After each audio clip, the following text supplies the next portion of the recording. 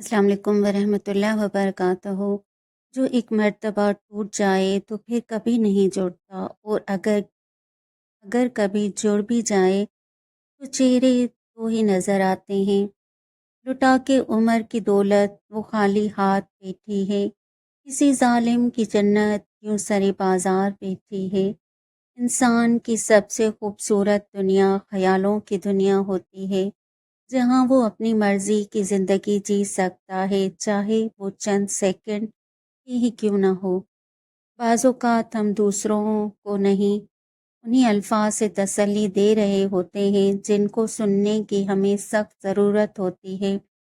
دکھ مجھے گرانا چاہتے ہیں، لیکن وہ نہیں جانتے کہ پہاڑ صرف اپنے خالق کے حکم سے ہی گرتے ہیں۔ فاصلے کبھی رشتے الگ نہیں کرتے، اور نزدیکیاں کبھی رشتے نہیں بناتی۔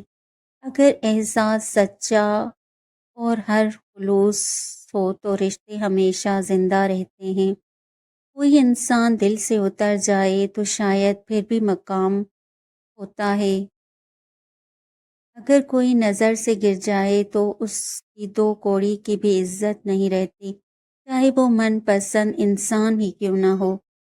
تم نے اچھا کیا مجھے غلط سمجھ کر، میں تھک گئی تھی خود کو ثابت کر کر کے۔ اس بات سے فرق نہیں پڑتا کہ آپ کسی کے سامنے اپنے خیالات پیش کرتے ہیں، کتنے اچھے ہیں، ہمیشہ کوئی نہ کوئی ایسا ہوتا ہے جو آپ کو غلط سمجھتا ہے۔ کون کہتا ہے موسم چار ہوتے ہیں، موسم تو پانچ ہوتے ہیں۔ پانچواں موسم دل کا ہوتا ہے، جو کہ تمام موسموں پر حاوی ہوتا ہے۔ ایک تمہارے خیال میں ہم نے جانے کتنے خیال چھوڑے ہیں۔ میری اداسی کے قصے ہیں سب زبانوں پر، کہاں کہاں سے اندھیرائے شوق نے مجھ کو۔ اور جانتے ہو تکلیف کیا ہے، جن کے لیے بدلے تھے ان کا بدل جانا۔ پارساؤں کے جہاں میں اے دل، ایک تو اور میں ہی خراب نکلے۔ جب کوئی اداس ہو تو اسے نصیحت نہیں کرتے، اسے بس سن لیتے ہیں، اور سن لینا ایک آرٹ ہے جو ہم سب کو سیکھنا چاہیے۔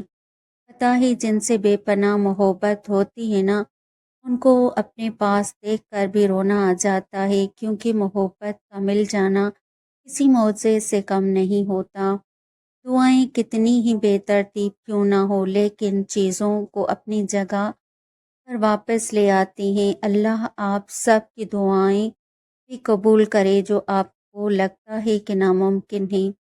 عورت ایک نازک پھول ہے، اسے دکھ دینا، اس کا دل توڑنا جرم ہے۔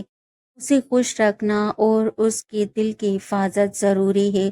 وہ صرف محبت، عزت و احترام، بھروسے اور خوشیوں کی حقدار ہے۔